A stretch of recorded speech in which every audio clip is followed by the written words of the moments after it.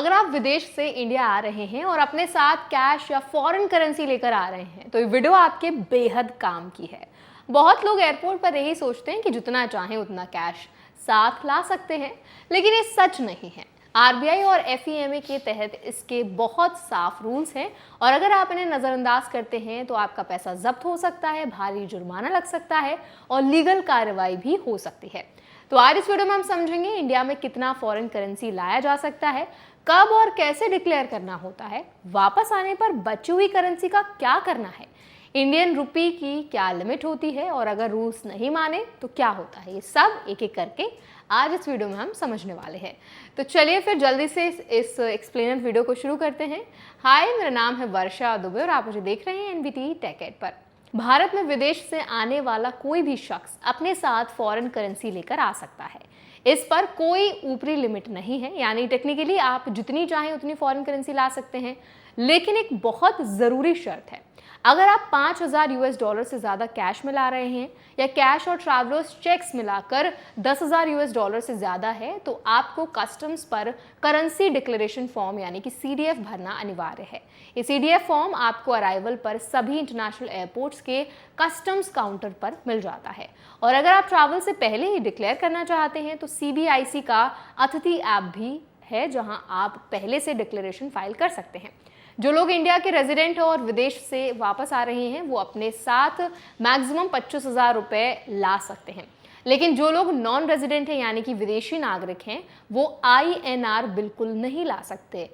एक खास बात, नेपाल और भूटान से आने वाले ट्रैवलर्स के लिए इंडियन रुपीस की लिमिट सिर्फ 100 रुपये है, क्योंकि इन देशों के साथ इंडिया की ओपन बॉर्डर पॉलिसी है और करेंसी सर्कुलेशन के अलग नियम हैं। अब बात करते हैं वापस आने पर बची हुई फॉरेन करेंसी का क्या करें। तो ये बात बहुत कम लोग जानते हैं। अगर आप विदेश से घर वापस आए हैं और आपके पास अनस्पेंड फॉरेन करेंसी बची है तो उसे रखने की भी एक लिमिट होती है। फॉरेन करेंसी नोट्स या ट्रैवलर्स चेक्स में आप 2,000 यूएस डॉलर तक इंडेफिनिटली यानी बिना किसी डेडलाइन के अपने पास रख सकते हैं फ्यूचर यूज के लिए। लेकिन अगर कैश इससे ज़्यादा है तो वापसी के 90 दिनों के अंदर इसे किसी ऑथराइज्ड डीलर यानी कि बैंक को सरेंडर करना होगा। ट्रैवलर्स चेक्स के लिए यही डेडलाइन 180 दिन है। एक और इंटरेस्टिंग बात, फॉरेन कॉइन्स पर ये रूल्स लागू नहीं होते। रेजिडेंट्स बिना किसी लिमिट के फॉरेन कॉइन्स अपने पास रख सकते हैं। अब बात करते हैं फॉरेक्स खरीदते वक्त क्या नियम है जो आपको फॉलो करने हैं। अगर आप इंडिया से ट्रैवल कर रहे हैं और फॉरेन करेंसी खरीदनी है तो आप कैश में मैक्सिमम 3,000 यूएस डॉलर तक ही खरीद सकते हैं। बाकी रकम फॉरेक्स कार्ड या ट्रैवलर्स चेक के जरिए लेनी होती है। अगर आप 50,000 रुपये से ज़्यादा की फॉरेन करेंसी खरीद रहे हैं तो पेमेंट कैश में नहीं हो सकती। इसके लिए चेक, डिमांड ड्राफ्ट, डेबिट या क्रेडिट कार्ड से ही पेमेंट करनी होगी। फॉरेक्स खरीदने के लिए केवाईसी डॉक्यूमेंट ज़रूरी हैं और ट्रैवल डेट से 60 दिन पहले तक फॉरेक्स खरीदा जा सकता है। अब बात करते हैं एलआरएस यानी कि लिबरलाइज्ड रेमिटेंस स्कीम की। आरबीआई की एलआरएस स्कीम के तहत इंडिया में रहने वाले लोग एक फाइनेंशियल ईयर यानी अप्रैल से मार्च के बीच 2,50,000 यूएस डॉलर तक विदेश भेज सकते हैं बिना आरबीआई की स्पेशल परमिशन लिए। इसका इस्तेमाल education, medical, travel, overseas investment जैसे कामों में होता है। लेकिन ध्यान रखें, एलआरएस के जरिए 7 लाख रुपए से ज्यादा भेजने पर बैंक 20% टीसीएस यानी टैक्स कलेक्टेड एट सोर्स काटता है। ये टैक्स आपसे वसूला जाता है, लेकिन आप इसे अपने इनकम टैक्स रिटर्न में क्लेम करके वापस ले सकते हैं। अब बात करते हैं कि अगर डिक्लेरेशन नहीं किया तो क्या होगा। अगर आपने लिमिट से ज़्यादा कैश लाया और डिक्लेयर नहीं किया तो पूरा पैसा जब्त हो सकता है। इसके अलावा अनडिक्लेयर्ड अमाउंट का 3 गुना तक जुर्माना भी लग सकता है और मामला एफईएमए यानी कि फॉरेन एक्सचेंज मैनेजमेंट एक्ट 1999 या कस्टम्स एक्ट 1962 के तहत लीगल प्रोसिक्यूशन तक जा सकता है। एक बात जो कस्टम्स ऑफिसर्स खास तौर पर नोट करते हैं, अगर कोई फैमिली डिक्लेरेशन से बचने के लिए मेंबर्स में करेंसी बांट दे तो ये तरीका बिल्कुल भी काम नहीं आएगा। कस्टम्स ऑफिसर्स इसे आइडेंटिफाई करने के लिए ट्रेंड होते हैं। अब बात करते हैं कैसे रहें सेफ और केयरफुल। कुछ ज़रूरी बातें जो हर इंडियन को याद रखनी चाहिए। पहली बात है, जब भी आप विदेश से आएँ और 5,000 यूएस डॉलर से ज़्यादा कैश हो तो एयरपोर्ट पर रेड चैनल में जाएं और सीडीएफ भरें। कस्टम्स ऑफिसर्स उन लोगों के साथ ज़्यादा लीनियंट होते हैं जो वॉलंटरली डिक्लेयर करते हैं। दूसरी बात, हमेशा पैसों का सोर्स डॉक्यूमेंट साथ रखें। अगर किसी ने गिफ्ट दिया है, फैमिली ने भेजा है या कोई पेमेंट आई है, उसका प्रूफ जरूर रखें।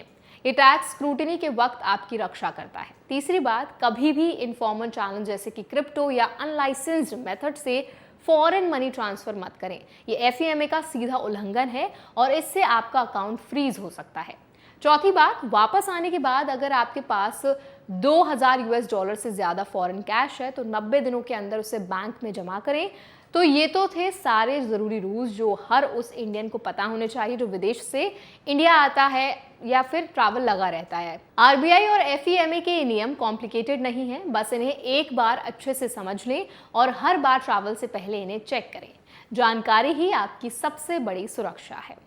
तो आई होप इस वीडियो में मैंने जो भी आपके साथ इन्फॉर्मेशन शेयर की है कस्टम्स रूल को लेकर के, कि अगर आप विदेश ट्रैवल करते हैं और आपके पास आप करेंसी लेकर जा रहे हैं, यानी कि आपके पास कैश है, तो आप कितना कैश लेकर जा सकते हैं, और अगर आप विदेश घूमते हैं, वहाँ पर आप पैसा खर्च करते हैं और कुछ पैसा अगर बच जाता है और वो आप इंडिया वापस लेकर आते हैं, तो उस पर क्या क्या लिमिट्स होती हैं, क्या क्या ऐसे रूल्स एंड रेगुलेशंस होते हैं जो आपको फॉलो करने बहुत ज़्यादा ज़रूरी हैं।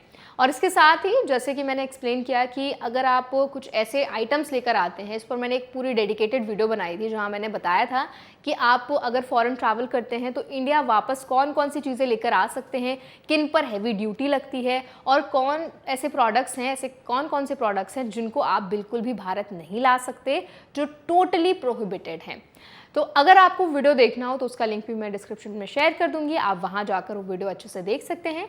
और आपने ही बहुत सारे कमेंट्स किए थे उस वीडियो पर और पूछा था कि अगर हम पैसा लेकर आते हैं तो उसका क्या रूल्स एंड रेगुलेशंस हैं, कितने पैसे हम लेकर जा सकते हैं, कितने पैसे हम अपने पास रख सकते हैं, कितना करेंसी जो है वो होल्ड किया जा सकता है। तो इसीलिए हमने सोचा क्यों ना उस पूरे टॉपिक पर मैं आपके लिए एक वीडियो लेकर आए डेडिकेटेड। तो इसीलिए हमने ये वीडियो आपके लिए बनाया है।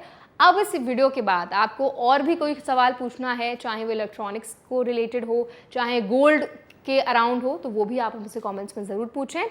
और अगर आपको वीडियो अच्छा लगा हो तो इसको लाइक भी करें, शेयर भी करें अपने फ्रेंड्स और फैमिली के साथ जो अक्सर विदेश आया जाया करते हैं।